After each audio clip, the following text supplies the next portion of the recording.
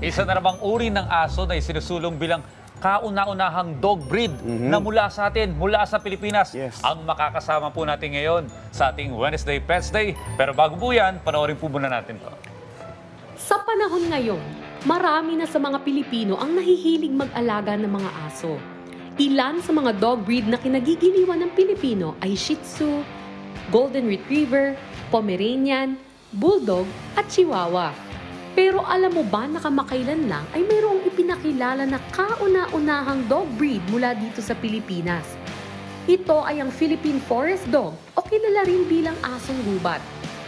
Sila ay may matutulis na kuko, kayang umakyat ng puno, kung kaya't kilalanin na natin ang indigenous at wild dog breed na Philippine Forest Dog o asong gubat dito lang sa Wednesday Pets Day.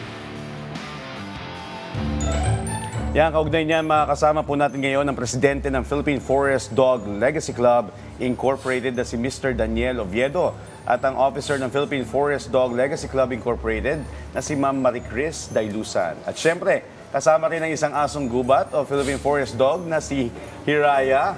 Magandang umaga po at welcome sa Rise and Shine Pilipinas. Good morning. Good morning, Hiraya. Good morning. Parang nahiyain si Hiraya, no? Medyo na-stretch siya sa dami ng tao dito sa studio. Pero para po sa malalim na kaalaman ng ating mga tagapanood, maaari niyo po ba paliwanag kung ano yung Philippine Forest Dog o yung asong gubat? Yan. So, una-una, salamat po sa pagkakataon na ito na maibahagi namin ang kwento ng Philippine Forest Dogs and at the same time, yung adhikain po ng aming grupo sa Philippine Forest Dog Legacy Club Incorporated. Ngayon, ang tanong, ano po ba ang Forest Dogs or aso ng gubat? Kami po ay naniniwala na even before dumating ang mga Kastila sa pamumuno ni Ferdinand Magellan ay may mga aso na ginagamit sa pangangaso ng ating mga unang nanirahan sa Pilipinas. Tulad halimbawa ng mga Aita sa Zambales at mga Ifugao sa Cordillera region. And did you know na yung pangangaso ay galing sa salitang aso? Yun, doon po nagmula ang salitang pangangaso kasi they used to be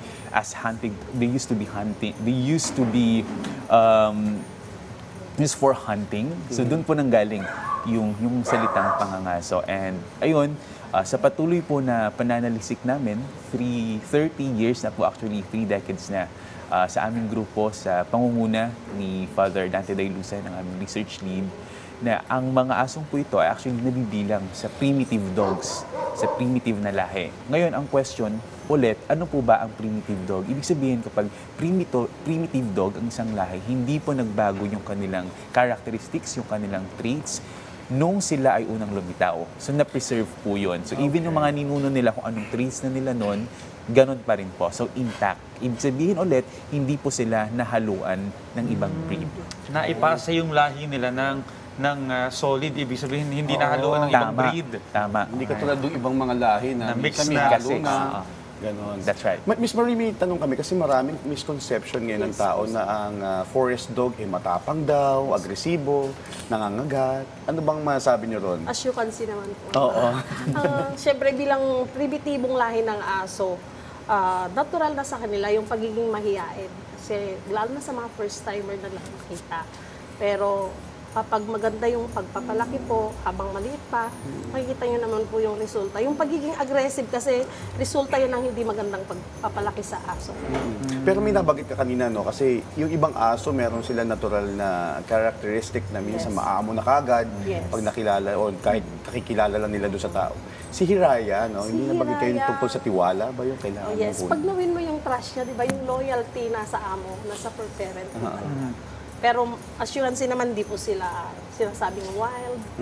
Mahiyain lang kasi first Camera time. shy. Camera shy. Well, basically, madaling alagaan, ibig sabihin. Yes. Hindi sila high maintenance katulad ng ibang lahi ng aso.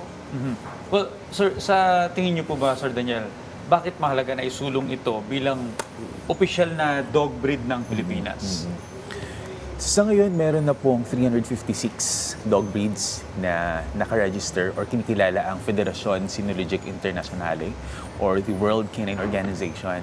And it's such a shame because for the longest time, nagko-conduct tayo ng dog shows, nag-host tayo, we even compete. Pero the thing is, wala pa po tayong napapakilala na sariling atin. So, it's about time na ipakilala na ang forest dogs as purebred dogs native to the Philippines. And again, ito po ay research-based.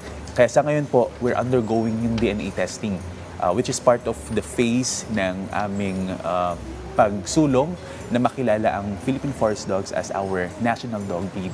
Pero ongoing, di ba? Yung Ongoing. ating recognition dito sa forest dog. That's right. And perhaps to add, magandang opportunity ito kasi mabibigyan po ng open mind, it'll give an open mind sa bawat Pilipino and higit lalo yung kanilang puso na hindi lang yung imported dog breeds yung kaya nating bigyan ng attention because again, these dogs also deserve to be loved and be cared for. Actually, interesado na nga akong bumili ngayon or mag-alaga kung available o yung, kumbaga, at least kakaiba yung dog breed mo, no? Tsaka Talagang sa atin. original Pinoy. Yeah. Pinoy, oo. Tama. Nabanggit mo yung sa pag-aalaga. Ano ba yung tamang pag-aalaga sa kanila? Kasi may iba-ibang characteristics yan. Tapos, Kailangan yung ba naka-aircon? Oo, meron bang special na food na Just kailangan like the other kainin? dogs po, kailangan ng sapat na oras, pagtuunan ng pansin, pagkain, pag may sakit, ipagamot.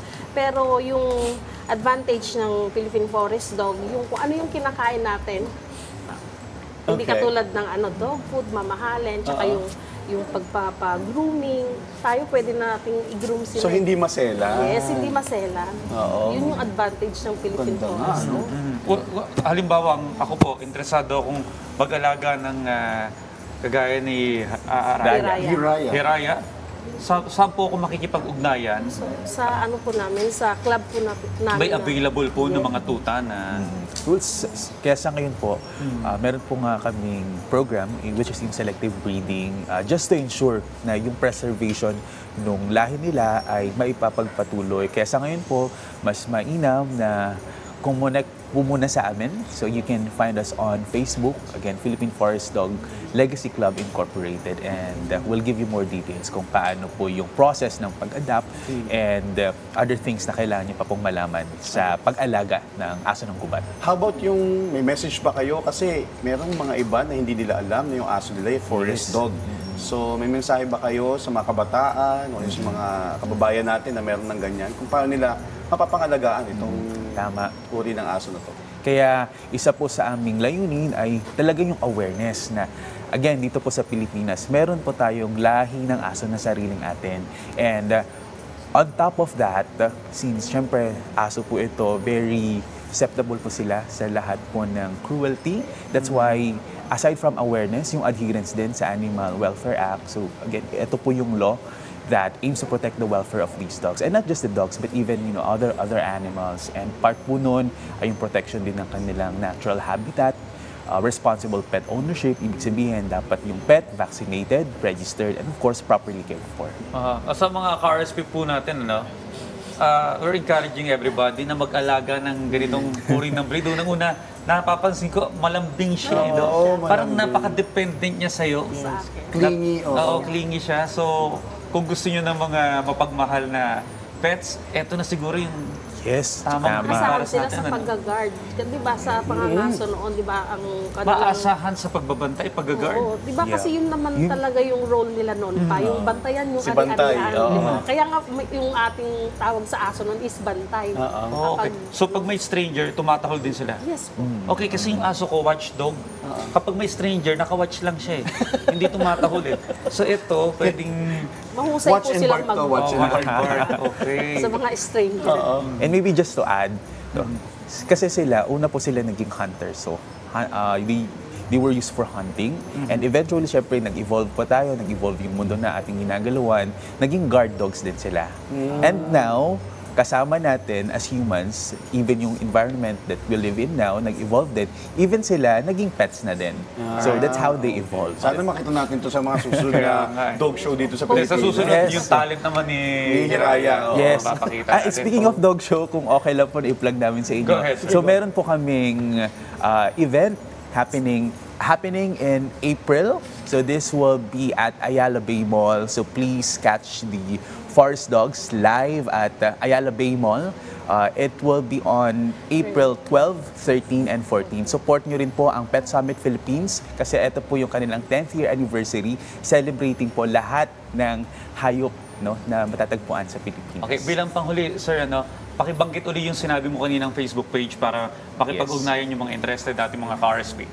So learn more about the Forest Dogs and our club by visiting our Facebook page, that is Philippine Forest Dog Legacy Club Incorporated. Alright, maraming salamat po sa pagbibigay sa amin Thank ng you so mahalagang much. impormasyong patungkol sa Philippine Forest Dog o Asong Gubat, Mr. Daniel Oviedo at Ma'am Marie Chris Dailusan. Muli, maraming salamat po sa inyo. Maraming salamat. Maraming salamat po.